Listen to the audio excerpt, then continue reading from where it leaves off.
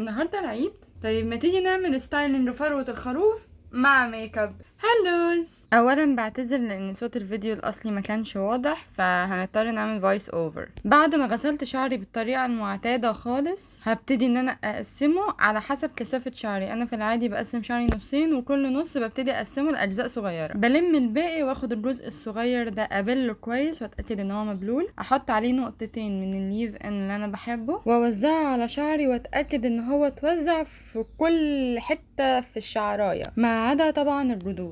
ودي هي طريقتي في الستايلينج، او الطريقه المفضله ليا، او اكتر طريقه بتخلي شعري defined اكتر، وشكله في النهايه بيبقى احلى. ان انا اخد اصغر خصل ممكن تكون موجوده في الخصله اللي انا خدتها دي، وابتدي ان انا اعمل لها فينجر كويل بالطريقه دي. نفس الكلام هعمله في النص التاني، وهركز ان القصه الستايلنج بتاعها يبقى من فوق وعلى جنب.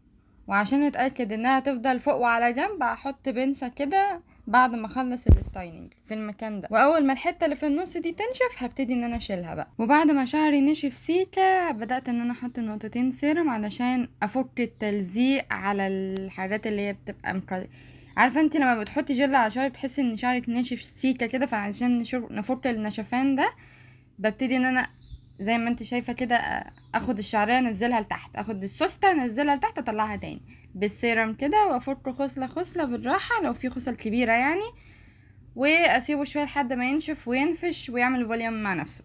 ده كده شكله تاني يوم بعد ما نفش. الحمد لله بقينا شبه فروة الخروف بالظبط، بس على اسود. تقريبا في فرو خروف اسود، ما علينا. يلا نغسل وشنا ونبدا سكين كير وميك اب. ما اخبيش عليكم، الجو حر وانا ما اقدرش اطفي المروحه، فهنكمل فويس اوفر. بعد ما غسلت وشي هجيب ميه الورد وامسح بيها وشي كله. بعدها احط نقطتين سيرم على نقطتين مرطب في برايمر، يعني هو 2 في 1 من شان، هو جل اصلا. وهبدأ بالعين لان دي اكتر حاجة بتليط معايا، فهبدأ فيها بحيث لو ليطني في اي حتة تانية العين ما تبص. المهم هبدأ بالكونسيلر، هحط نقطتين كده، يعني انا بعمل زي ما بشوف، فاهمة حاجة. وهجيب بقى الحاجات النونو دي وابلند بلند بلند بلند. هجيب بقى بالة الاي شادو وهحاول ان انا ادمج 3 الوان في بعض. وبيني وبينك انا ما بعرفش استخدم الفرش خالص، يعني انا حاولت كتير وفشلت. المهم هاخد اللون البني ده وهبتدي من النص كده لحد الطرف، اطبطب كده باللون ده على عيني. بعد كده هاخد اللون اللي هو التاني ده، هو اللي في النص تحت ده وادمج الناحية التانية، يعني من النص لحد البقبقة بتاعة العين اللي في عند المناخير دي. حلو، انا كده دمجت ما بين درجة بني ودرجة يعني ايه بيج كده. بعد كده اجيب درجة كشمير بسيطة كده وهحطها في النص.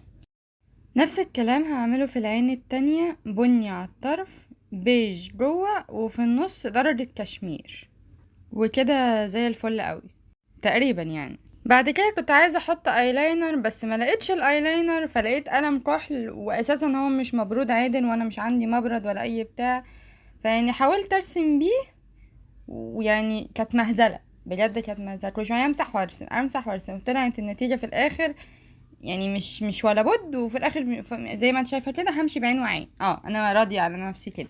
بعد كده هحط نقاط بسيطة من الفاونديشن وهوزعها بايدي برضو، عشان مش منديش خلق النهاردة خالص ان انا ابلند بعد الايلاينر عمله فيا ده، او ممكن نبلند شوية برضو ما يضرش. بعد كده هجيب اللوز باودر والباودر باف. على تحت عيني هبتدي اخفف الباودر شوية وهطبطب تحت عيني عشان ما يبقاش تحت عيني كيكه يعني عجينه كده. وبصراحه انا واخده الطريقه دي من وزن نوران. وحوالين وشي بقى يعني برضو هطبطب على خفيف كده، مش هكتر قوي عشان ما يعجنش في وشي. وحطيت كونسيلر تاني في الحتت دي اللي هي حوالين عيني وعند الخد كده، لان انا ما عنديش كونتور، فاحط الكونسيلر فوق المكان اللي المفروض احط فيه الكونتور، بحيث يدي عارف اللي هو نور كده شويه.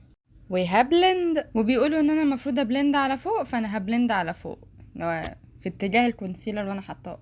البلاشر هحط عند عظمة الخد كده لفوق، مش هحط على خدي كله لان بحس ان انا عندي تسلخات كده. وعارفة ان المفروض قبل ما اثبت بالباودر احط تنت تحتيه، بعد كده احط البلاشر فوقه، بس يعني انا ما عنديش تنت، فاحنا بنحاول نمشي حالنا باللي موجود.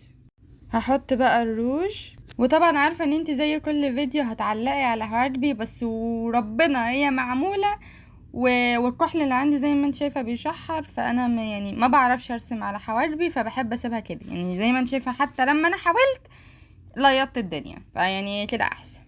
هحط بقى الليب جلاس فوق الروج، عشان انا مبحبش الروج يبقى مطفي خالص، يعني بحب اديله لمعه كده. وبعد ما خلصت حسيت ان انا منظري عرق جدا، فقمت ماسحه الايلاينر، ومني لله ان انا حاولت احط البتاع ده، مش هحطه تاني.